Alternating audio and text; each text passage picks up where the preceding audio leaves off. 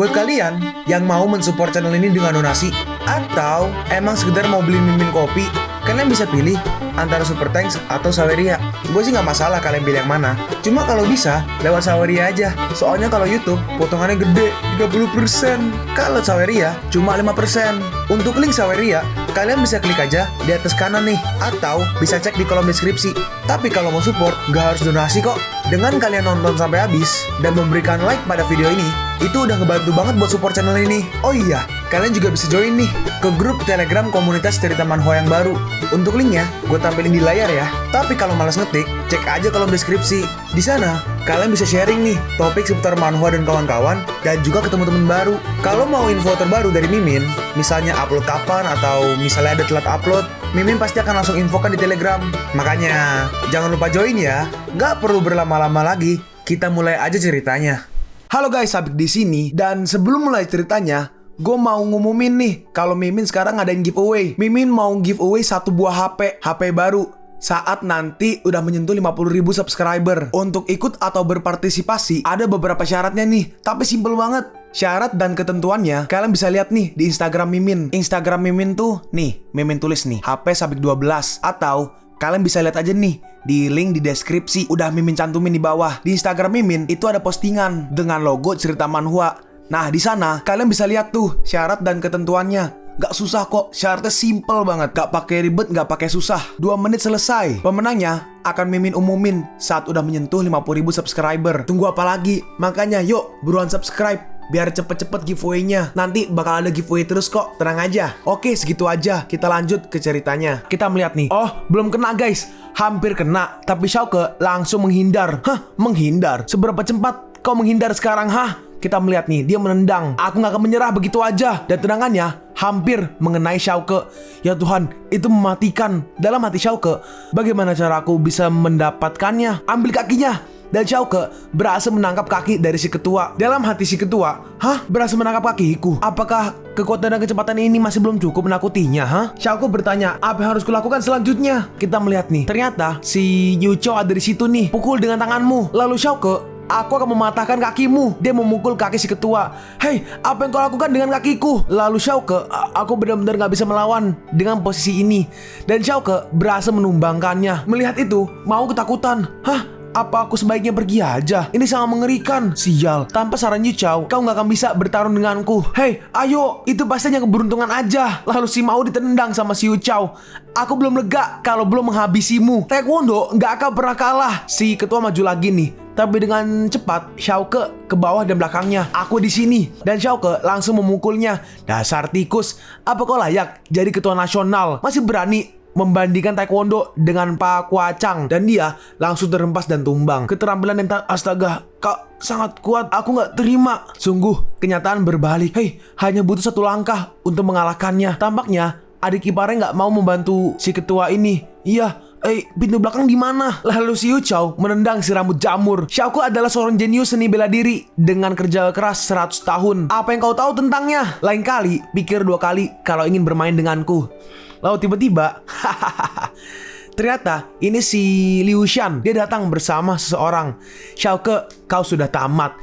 Kita lihat nih, orangnya yang di kiri nih, dia adalah Liu Shifei, presiden klub karate. Aku kesini untukmu. Dia menghampiri Xiaoke nih, mau berkata, hei, ayo selesaikan Xiaoke. Lalu si Yu Chou menahannya. Liu Shifei, kau adalah anggota sabuk hitam karate. Mau apa kau? Membuat KO Chin Tai Chuang. Itu berarti dia bukanlah orang baru. Oh ya, Chin Tai Chuang tuh berarti si yang itu tuh, ketua taekwondo. Sepertinya bajingan ini datang untuk bermain-main. Tunggu, kau harus melawanku lebih dulu. Kenapa kau memperlakukannya dengan begitu baik? Apa kau gak peduli dengan perasaanku? Aku hanya mendengar bahwa ada orang yang mengguncang Hai Cheng. Jadi ini adalah waktu yang tepat untuk mencoba. Xiaoke, tenanglah. Aku akan memberinya pelajaran. Jadi gini loh, kurang lebihnya. Si ini nih, si ketua karate pengen ngebantai si ketua taekwondo. Tapi ketua taekwondo dikalahin sama Xiaoke. Jadi targetnya bukan si ketua taekwondo lagi, tapi si Xiaoke gitu. Harusnya kalau Mimin gak salah ngartiin. Karena Mimin sendiri juga gak bingung nih, subtitlenya kurang rapih, jadi kayak agak sulit untuk dimengerti. Tapi ya harusnya gitu mungkin. Kalau misalnya Mimin salah, coba koreksi. Xiaoke, aku akan memberinya pelajaran. Tenanglah, lihat ini baik-baik. Kita melihat nih, si Yu Chao maju. Lalu si Shifei, dia berbalik badan dan menendang ke arah Yu Chao. Brengsek, kau bisa berbalik dan melepaskan tendangan. Tapi untungnya, si Yu Chao berhasil menghindarinya. Akan kau buat retak tulangmu. Apa kau udah siap? Kita melihat nih, si Shifei menendang lagi. Tapi si Yu Chao, dia menunduk dan menendang kaki dari Shifei. Angin musim gugur menyapu daun. Tapi Shifei lompat dan berhasil menghindarinya. Bagus, gerakanmu cukup indah, tapi terlalu lambat. Xiaoke, apa kau bisa melihat dengan jelas? Aku masih punya gerakan untuk menghabisinya. Kau nggak bisa mengalahkannya. Mundur. Kita melihat nih, Yu Chao maju menyerang. Apakah itu yang dinamakan Legendary Hidden Flower? Tapi si siapa namanya? Si Shifei berhasil menahannya dan Yu Chao menendang nih ke arah Shifei. Ini adalah Legendary Old Ape Hanging Seal. Tapi si Shifei berhasil menahannya lagi. Lalu Shifei menyerang balik. Sekarang kau harus merasakan the power of extreme vacuum hand. Nah ini kita melihat nih, Shifei menyerang. Si Yu Chao mencoba menahannya. Dalam hati Yu Chao, sulit sekali. Aku nggak bisa menangkap serangannya kali ini. Kita melihat Yu Chao agak sedikit terhempas mundur. Satu lagi, kau nggak akan bisa menghindar kali ini. Hah, mengerikan. Aku dulu pernah terkena gerakan itu dan aku koma selama 3 jam. Berarti serangannya kuat ya, bisa mengalahkan si ketua taekwondo. Aku akan membantumu. Seharusnya kau nggak melakukannya. Si Yu Chao mencoba menahannya dan akhirnya Yu Chao pun terkena serangannya. Dia terluka dan langsung terhempas ke tanah. Dan kita melihat nih, Xiaoke menghampiri Yu Chao. Yu Chao, apa kau baik-baik aja? Mau berkata, hei, apa yang kau lakukan dengan wanitaku? Hati-hati dengan tendangan punggung itu. Jangan memaksakan diri kalau kau nggak mampu. Si Liu Xuan berkata, hahaha, orang yang sombong. Sekarang berlututlah dan mohon ampun. Aku nggak yakin dia akan membiarkan kamu pergi begitu aja. Atau jika tidak, bersiaplah untuk pergi ke rumah sakit. Kau nggak layak untuk dihormati kalau kau hanya beraninya melawan perempuan. Yang nggak layak itu kau. Kita melihat nih, Xiaoke menyerang dan serangannya berhasil mengenainya. Melihat itu, si Shifei kaget. Hah, cepat sekali. Ini nggak mungkin. Lalu Shifei menyerang nih menggunakan tendangan tadi. Pergilah lewat pintu belakang. Ayo kita pergi ke rumah sakit. Tapi dibales nih tendangannya sama si Xiaoke. Ditendang juga pakai gaya yang sama nih, tendangan dari belakang gitu. Ya Tuhan, angin roda api yang gak terkalahkan. Shifei pun langsung terhempas ke tanah. Gak mungkin. Kenapa aku gak bisa mengalahkannya? Yu Chao berkata, karate Tang Shou Cina, hanya belajar sedikit dari nenek moyang. Kenapa kau bisa dengan mudah mengalahkannya? Xiaoke menjawab, dia masih beruntung. Mulai sekarang, seharusnya dia udah gak akan terlalu banyak omong lagi. Hei kakak, bangun. Ayo tangkap dia. Dia hanya kebetulan memanfaatkan kelengahanmu. Diam, Master. Aku mengaku kalah. Pulanglah. Itu akan lebih baik untukmu. Kau pikir akan semudah itu? Kau pantas mendapatkan ini. Kita melihat nih, Shifei langsung menyerang diam-diam. Tapi si Xiaoke menggunakan apa nih guys namanya? Lutut ya, lutut. Kalau nggak salah, ya dengkul, sorry. Lutut apa dengkul sih? Dengkul ya? Ya dengkul. Menggunakan dengkulnya, dia menendang leher dari Shifei. Dan Shifei pun langsung terhempas dan tumbang. Hah, sungguh mengerikan. Iya, aku masih beruntung. Si Yu Chao bertanya, bagaimana kau tahu dia akan berbalik menyerangmu? Xiaoke menjawab, itu hanya kebetulan aja. Yu Chao melanjutkan, aku nggak ingin kau berlaku kasar. Sekarang kita pergi nih ke asrama wanita. Ternyata kita pergi ke tempat dari Yu Chao. Yu Chao berkata, maaf teman sekamarku sedikit malas, jadi agak berantakan. Dalam hati, waduh ngambil apa tuh Xiaoke? Dalam hati Xiaoke, apa kau begitu pemalas? Hei kau, duduk dan diamlah. Lalu kita melihat nih, si Yu Chao membuka bajunya. Apa-apaan ini? Lalu si Yu Chao mengambil obat. Tolong beri aku obat ini. Sakit. Xiaoke, kenapa kau diam di situ? Xiaoke merespon, bukankah kau yang menyuruhku untuk diam? Cepatlah ke sini. Xiaoke berkata, mungkin ini akan terasa agak sakit, tapi nggak apa-apa. Lalu kita lihat, waduh posisinya. waduh. Lalu ini nih, si rambut mangkok nih, dia melihat nih Xiaoke sama Yu Chao. Ini asrama perempuan, ini keterlaluan. Kita pergi ke Mau. Mau berkata, topi ini bagus, apa kau mau? Orang di kanannya merespon, dengan senang hati, aku akan sangat menghargai pemberianmu. Lalu si rambut mangkok datang nih. Bos, kau harus kuat dan sabar. Xiaoke dan kakak ipar ada di asrama berdua. Mereka sulit untuk dikatakan. Apalagi yang bisa aku lakukan? Lebih baik aku memilih untuk merelakannya aja. Lalu nih, kita melihat nih, ternyata Mau di bawah. Oh, di sebelah gedung, tadi di pohon. Oh ini sebelah gedung nih sekarang nih. Xiaoke, pelan-pelan, sakit. Ayolah, aku gak kuat menahannya. Bos, yang sabar ya bos. Xiaoke berkata, tahanlah sebentar. ini pasti baik-baik aja.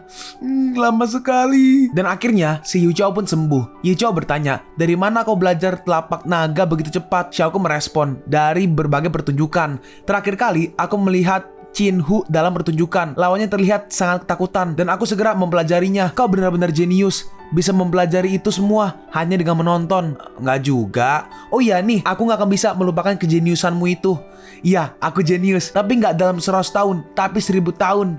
Kau bisa aja, meski kau sempurna dalam hal kecepatan dan kekuatan, tapi kau masih butuh latihan lebih banyak lagi. Aku akan mengajakmu melihat Kong Wanshan akhir pekan. Kalau kau melakukannya dengan baik, aku yakin dia akan memberikanmu beberapa tips. Dalam hati Xiaoko benar-benar indah. Lalu kita melihat nih, si Mao masih di sana. Dasar, ini nggak bisa dibiarkan. Lalu kita melihat Yu Chao dan Xiaoko, mereka turun nih. Bos, mereka udah selesai. Nah, mereka menghampiri Xiaoko. Aduh, dia. Apakah akan ada pertarungan lagi? Tapi tiba-tiba si Mao bersujud. Xiaoko, tolong kembalikan Yu Chao padaku. Aku mohon. Sebelum kau muncul, kami adalah sepasang kekasih. Wah, ditendang sama Yu Chao. Kekasih palamu pecah. Lain kali kalau sampai kau berani berkata begitu lagi, ku cincang mulutmu. Wah, kakak ipar sedang marah besar. Kalian juga pergi dari sini. Melihat itu, wadaw. Xiaoko, jangan salah paham. Sebenarnya aku orangnya sangat lembut. Baiklah, ayo kita pergi. Sekarang kita pergi nih. Lebih tepatnya Xiaoko pergi ke sebuah rumah yang sangat besar. Bukan rumah sih, lebih tepatnya ini mansion sih. Gede banget, gila. Seharusnya ini benar rumahnya. Lalu kita melihat nih, ada 2 orang bodyguard, bukan bodyguard, sapam, security. Hey, apa yang kau lakukan? Apa kau mau mencuri, hah? Cari mati. Udah, tangkap aja. Lihat penampilannya itu, yang biasa-biasa aja. Aku yakin dia punya niat yang buruk di sini. Sapam konyol. Lalu tiba-tiba gerbangnya dibuka nih. Nongol nih si kakek yang itu tuh, yang dulu diselamatin. Nah, Tuan Xiao, akhirnya kau datang juga. Silakan. Nah, ini kakek nih. Baru dikenalin ya, kemarin belum ya? Namanya Lao Tao, keturunan ke-9 dari Guru Tao. Hah? Tuan Lao Tao? Ternyata orang ini bukan orang sembarangan. Itu mereka ngomong dalam hati ya guys. Lalu akhirnya Xiaoko pun masuk. Lao Tao berkata, senang sekali akhirnya Tuan Xiao bisa datang ke rumah kecilku ini. Xiaoko merespon, sama-sama, tapi aku nggak tahu apa yang akan aku lakukan di sini nanti. Lao Tao berkata, sebenarnya selama bertahun-tahun ini cucuku sedang koma. Aku harap Tuan Xiao bisa membantu. Tenanglah, Pak. Ini sudah menjadi tugasku untuk membantu. Bukankah begitu? Lalu akhirnya mereka pun masuk ke sebuah ruangan es. Lao Tao berkata, Lan telah terbaring selama 3 tahun. Aku hampir aja putus asa, tapi sekarang aku masih punya harapan. Lalu Xiaoko melihatnya nih. Orang ini nih adalah namanya nih Lilan, tapi dipanggil Lan. Mimin nggak tahu nih. Sementara ikutin komiknya dulu ya. Ini dingin sekali. Lao Tao berkata, dikatakan bahwa kristal-kristal alami dapat membangunkan jiwa. Aku telah mengeluarkan biaya banyak untuk membangun ruangan ini. Sayang sekali, dia nggak bisa bangun juga. Tuan Xiao, aku mohon. Xiao, bantu aku. Lalu Xiao muncul. Siapa di antara kita yang paling indah? Ini serius, tolonglah. Xiao berkata, sayang sekali dia udah mati. Hah? Mati? Iya. Jika bukan karena tempat tidur kristal ini, Luo Qingshan gak akan bisa menyelamatkannya. Apakah itu artinya dia selamat? Berikanlah beberapa pil. Nggak perlu menggunakan pil besar. Pil kecil ini punya khasiat yang sama, namun kau harus membayarnya 40 juta per 2 pil. 1 untuk penggunaan internal dan 1 untuk penggunaan eksternal. Hah? Apakah ini akan berhasil? Lao Tao berkata, Tuan Xiao, kau bicara dengan siapa? Xiao merespon, berbicara dengan hantu cucumu. Hah? Apa maksudmu? Xiao lalu berkata, butuh 50 juta agar cucumu bisa hidup kembali. Asalkan cucuku bisa bangun kembali, lebih dari 50 juta pun aku akan bayar. Dan aku sangat berterima kasih untuk itu. Baiklah, aku beli pil ini. Jangan lupa sistem Shenhao. Ting, pembelian Tahuantan berhasil. Ini bisa bangun nggak ya? Aduh, ini bisa aja mempermalukanku kalau nggak berhasil. Jangan main-main. Tapi gimana cara aplikasi eksternalnya? Itu ngomong dalam hati ya. Dan juga nanya ke si Xiao. Ya kali ngomong. Xiao menjawab, itu bisa diterapkan di hatinya untuk memperbaiki hati. Apa yang harus kulakukan? Si Lao Tao bertanya, Tuan Xiao, apa kau kesulitan? Xiao merespon, enggak, hanya saja obat ini sangat berharga. Jadi aku nggak bisa sembarangan. Apa ini artinya Lan, cucu tersayang? Lalu Xiao berkata, tolong semuanya menghindar dulu. Oke, aku percayakan kepadamu dokter. Untuk sementara, jangan ganggu konsentrasiku. Baiklah, tolong segera lakukan yang terbaik. Aku harap ini akan baik-baik aja. Maafkan aku cantik. Lalu Xiaoke mulai nih membuka bajunya. Cao Cao berkata, apa kau mengidap Parkinson? Kenapa kau gemetar? Lalu Xiaoke membuka bajunya nih. Siapinlah hidungmu. Hei, kau itu mimisan. Lihat apa kau? Hehe, Cao Cao, kau sepertinya merasa tersaingi. Lalu tangan dari Xiaoke mulai nih maju mau memegang, tapi tiba-tiba dar, pembohong, hentikan. Dan Xiaoke langsung mencoba menutupnya nih. Siapa kau? Bukankah aku udah bilang jangan ganggu aku? Lalu datang nih si Lao Tao, terus ada si Blade yang kiri, terus itu Liu Yuan. Nah itu si Liu Yuan. Dan juga ini yang karena kayak dokter mungkin ya, dia adalah Chiang Ming Hao. Mo, kok ada koma mo-nya tuh apa? Chiang Ming Hao. Gue nggak tahu ini koma mo nih apa. Tapi kita bisa lihat lah kalau dia itu dokter. Liu Yuan berkata, paman, kau jangan sampai tertipu olehnya. Dia hanya orang biasa yang nggak tahu apa-apa soal obat-obatan. Tuan Xiao, aku jadi nggak yakin denganmu setelah semua ini. Lalu si Blade langsung mendorong si Xiaoke. Jika sampai kau berani melakukan sesuatu yang salah pada adikku, aku akan membunuhmu. Dalam hati Xiaoke, sudah kuduga pasti akan ada yang mengacaukan situasi ini. Liu Yuan melanjutkan, aku tahu siapa dia. Dia adalah mahasiswa Universitas Haicheng. Dia hanya seorang pelajar, tapi bukan jurusan kedokteran. Ternyata selama ini, aku bertemu dengan seorang penipu. Si Blade berkata, Tuan Xiao, aku menghargaimu karena kau telah menyelamatkan kakekku. Tapi saat ini, aku nggak bisa mengambil resiko untuk adikku. Aku harap kau mengerti. Baiklah, tapi setidaknya obat ini digunakan dan dia akan bangun. Apakah obat itu bukan obat murahan? Xiaoke membalas, harga beli 40 juta. Harga jual 50 juta. Apa? Beraninya kau meminta 50 juta kepada kami hanya untuk obat yang belum pasti ini?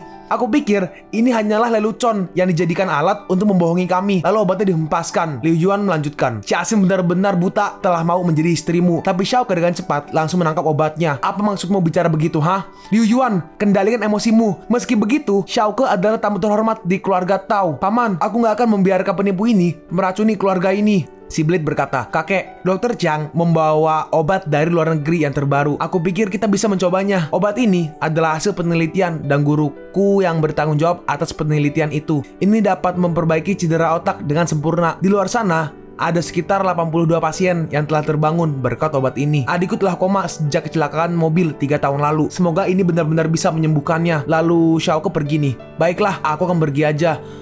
Tuan Xiao, maafkan aku. Lalu si Dr. Chiang nih mulai mengambil obatnya nih, warna biru gitulah. Aku hanya butuh 1 juta untuk 1 kali suntikan ini, dan aku akan menjaganya untuk tetap hidup. Lalu akhirnya mulai disuntikan nih. Tapi tiba-tiba keluar apa? Darah dari mata sama dari mulutnya. Gak, ini mustahil. Ada apa dengan Lan Lan? Melihat itu, orang-orang kaget dan bingung. Semua orang pun panik. Lalu si Liu Yuan, dia marah nih. Apa yang kau lakukan? Si dokter berkata, terapi ini juga memiliki resiko tertentu, jadi tenanglah sebentar. Lao Tao berkata, bagaimana dengan hasilnya? Tapi semuanya telah berakhir. Dia udah mati. Bak, ditampar. Apa maksudmu bicara begitu, ha?